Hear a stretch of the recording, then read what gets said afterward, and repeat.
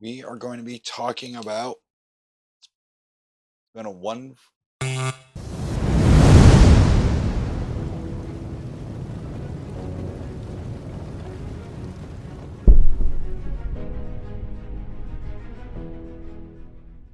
everyone, welcome back to the channel. Today we are going to be talking about how it's been a 1 full year since they passed HB6667. We're talking about what it means for you. But first, just wanted to say, in the merch store is a brand new design. I don't know if you've seen it yet, but it is titled The Whole Problem. Okay. The actual design says I identify as the whole problem because, in my opinion, why be part of the problem when you can be the whole problem? On that note, guys, the best way to support the channel is obviously become a subscriber. So if you're not a subscriber, subscribe to the channel. Toggle that little bell so you get notification every single time I put up a new video.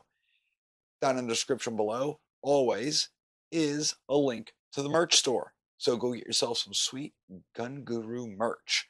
Also, we have Patreon, locals, and you can become a member here on YouTube. Now, upcoming, because I am hitting my 1 year anniversary of the infamous Rage Quit, I will be doing a special video just for members, going in depth to what happened, what led up to it, and the ramifications afterward. For everybody else that's not a member, you'll get a sneak peek of it, and there'll be a video up for you. It won't go into as much detail, but there'll be something there for you. Okay. Also, I want to kind of address the elephant in the room. A couple of videos ago, I had put up talking about getting your non-resident New York permit. And I said I'd let you know when that class was available.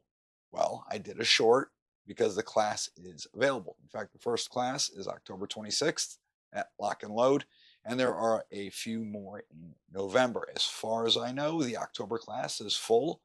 However, if there is an interest in it, then they're going to open it up to more seats and kind of jostle some things around, and we'll make room for more people. Now, the biggest pushback on this class is the price point.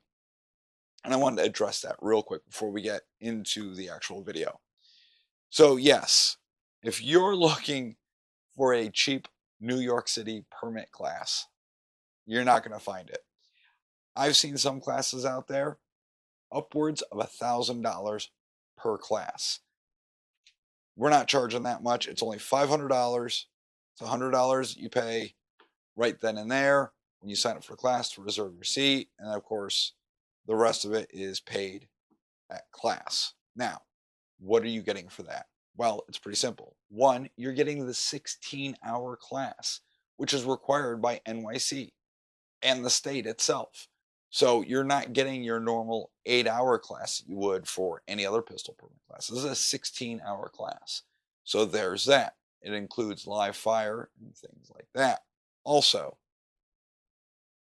this is worth every penny. Josh is going to be handling the paperwork for your application for the New York non-resident permit, which, if you don't know what that paperwork's like, it's a complete and utter nightmare.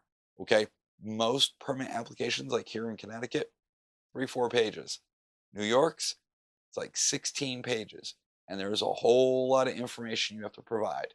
So having someone take care of all of that for you, by all means, is worth every penny. Okay. Enough about that. Let's get into the main part of the video. So this is an article from Connecticut News Junkie.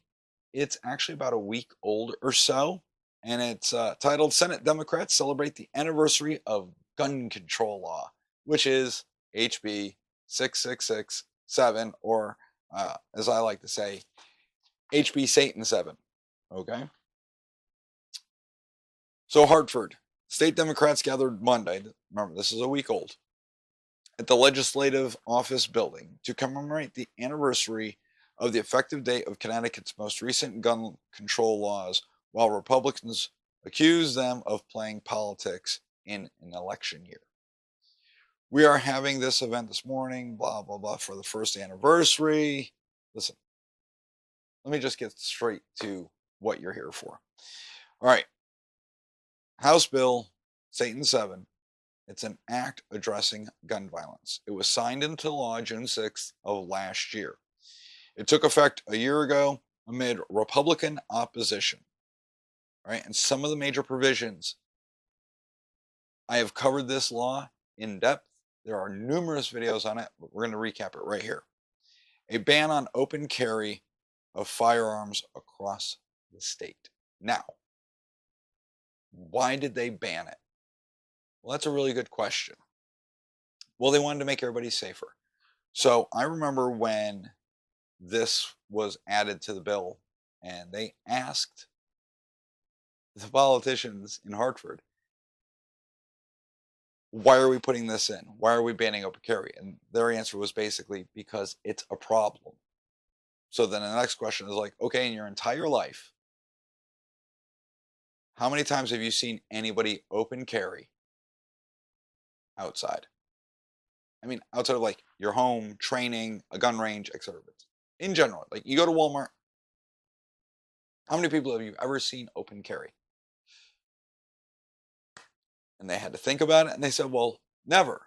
They're like, okay, then why are we banning this? And the answer, of course, was because it's a problem.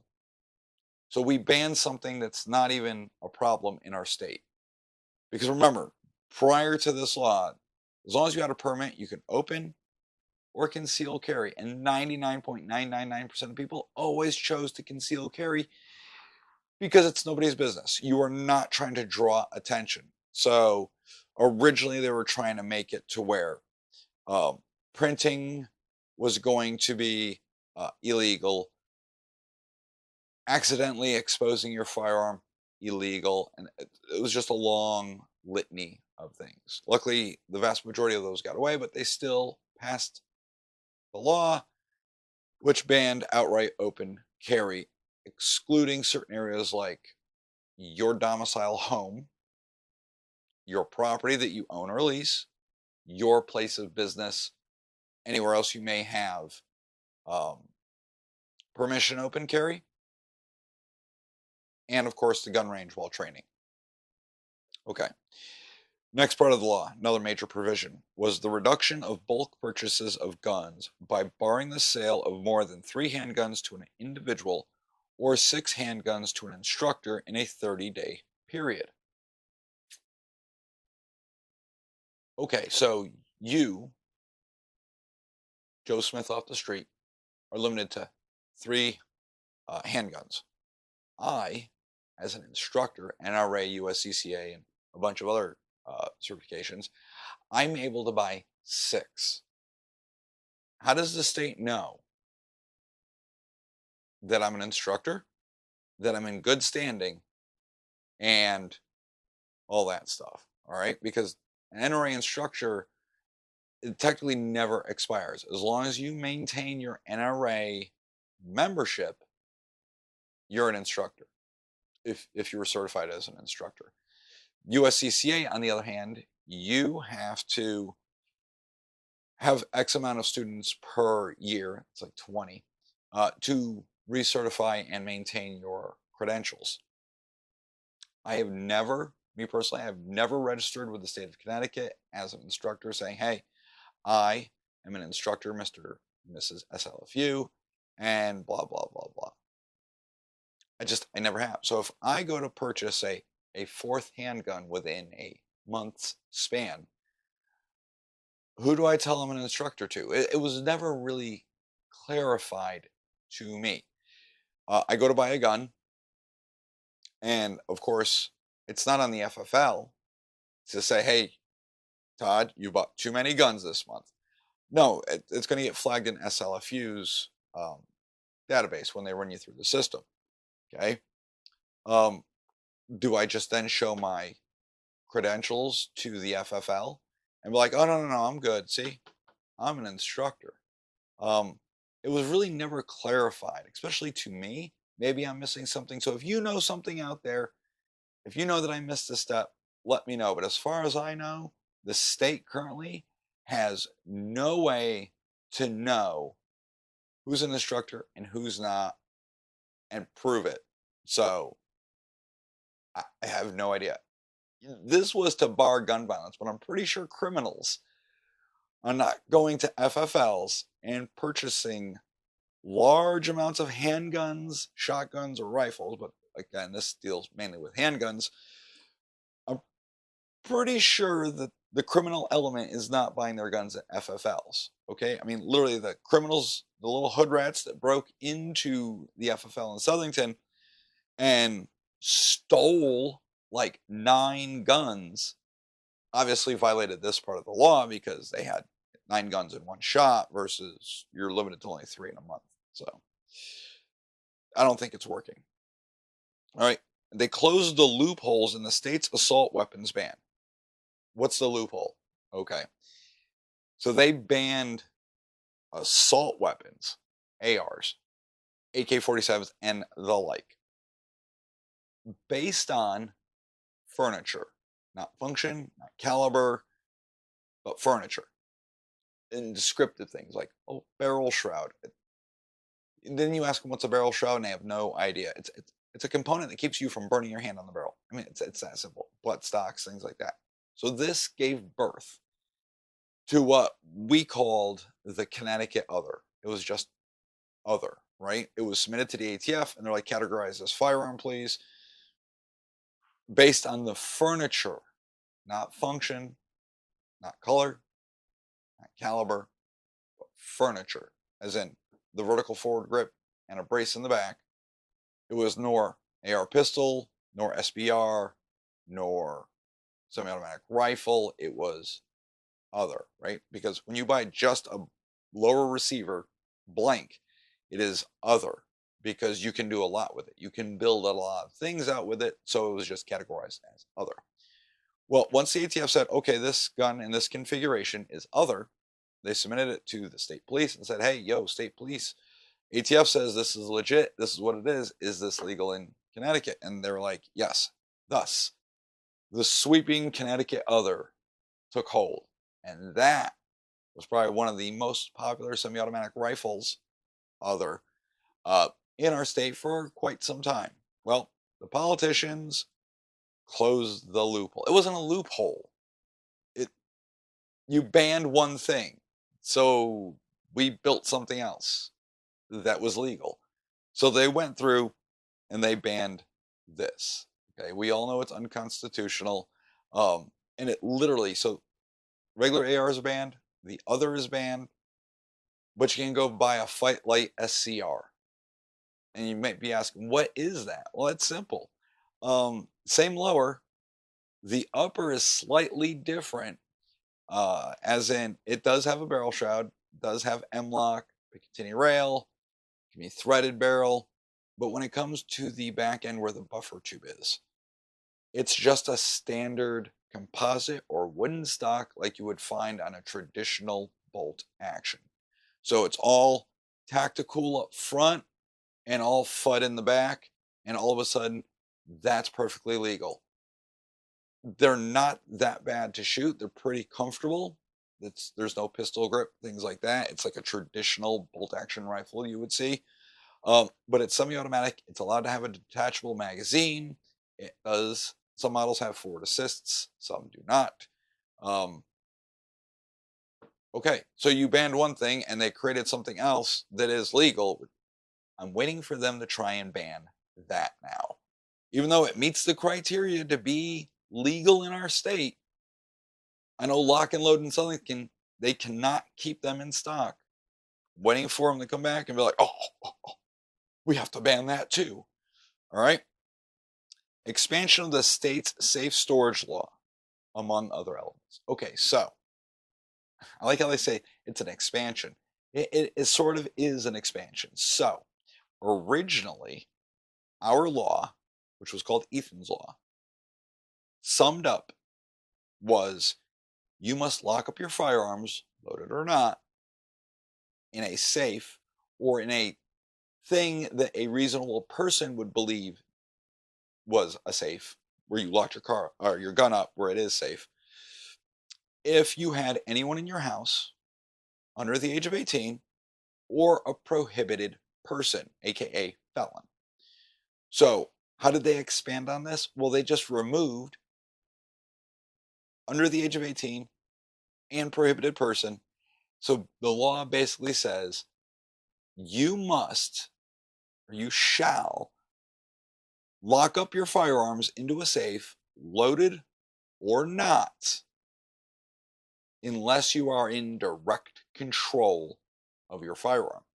So, if I come home from work and I go into my bedroom and I take off my gun belt, etc., and I put my gun on my nightstand and I walk out of that room and I go to my kitchen.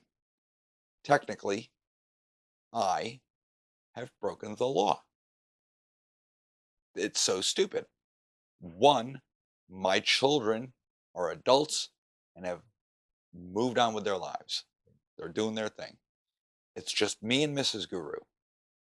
That being said, we got to lock our guns up because they're not in our direct control. Imagine if you live alone in a home in Higabama. If you don't know what that is, that's Higadum.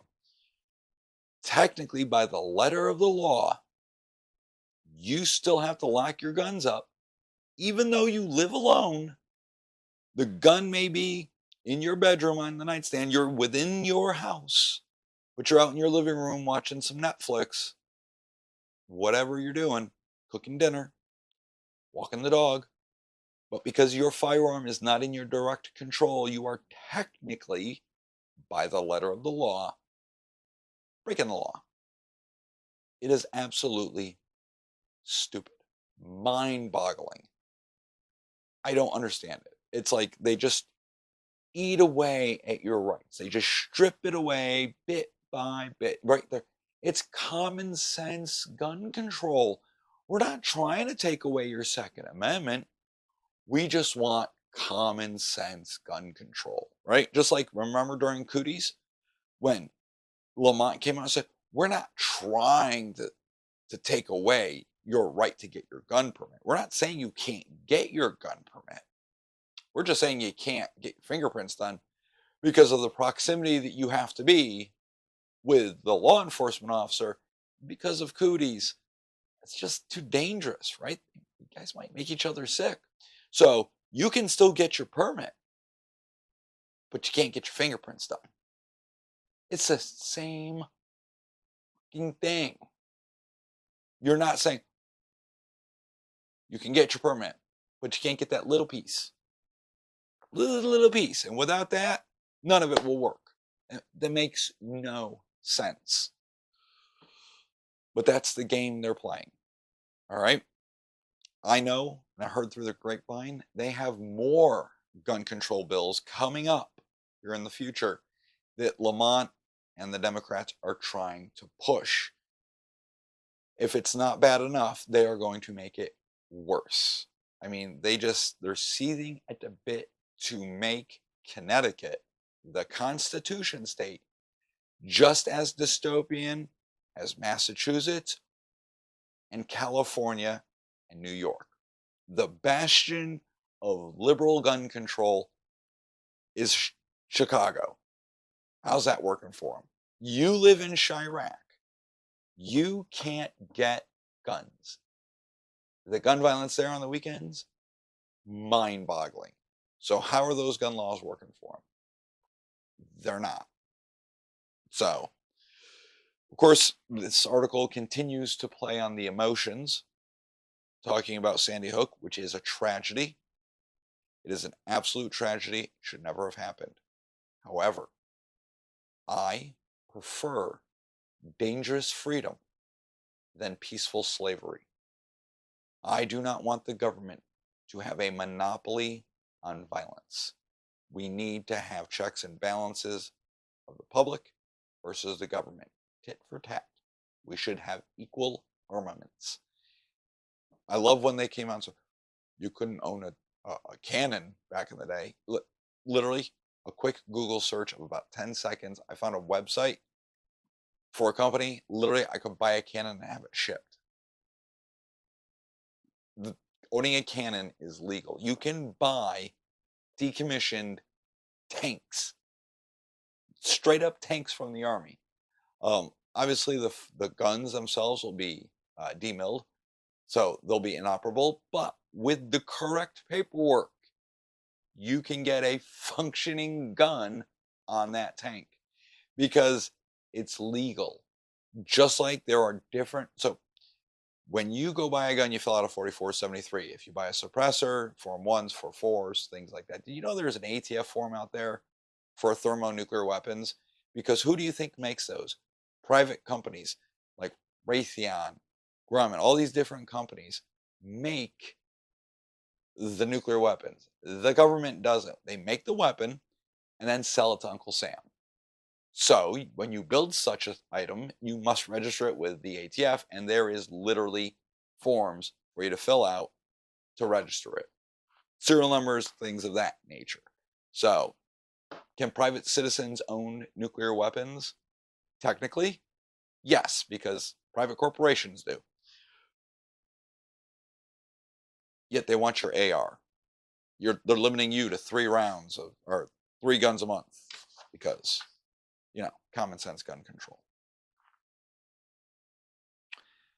It goes on to give quotes about how the Democrats are applauding it and it's a great start and they want to do more, blah, blah, blah. Republicans are against it, so on and so forth. I'll have a link to this article down in the description below. But here's my question. In the past year,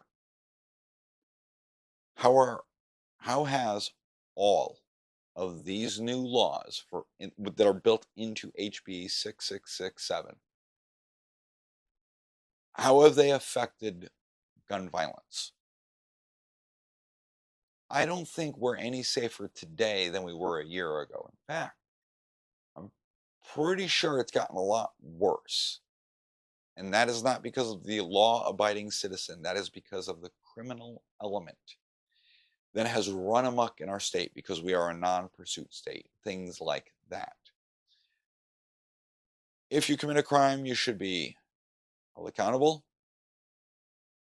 Get your court case in there, right? Get your trial, jury of your peers, etc. You're found guilty, you should be punished within the realm of the law. But it seems like lately that if you're a criminal, you just get away with impunity. I mean, you get to do whatever you want. I mean, literally, they broke into a gun store, stole guns, and as they're peeling out of the parking lot, the police see them, the vehicle and all, and they do not pursue on empty roads at 2 a.m. because Connecticut is a non-pursuit state, and since it's a non-violent felony, there's nothing we can do about it. Pretty sure that's a problem because you're letting the criminals know, do what you will, there is no repercussions. That's just my 2 cents. Maybe I'm wrong. Maybe I'm missing something. I don't know, but I don't feel any safer. I think Connecticut is worse than it was a year ago, and it's only going to get worse from here. All of these measures they put out only affect one group, and that's the law-abiding citizen. It doesn't affect the criminals. Okay? It's just the way it is. You can only buy 3 guns, but a criminal, they can steal 9. They can go buy a whole bunch on the black market, dark alley.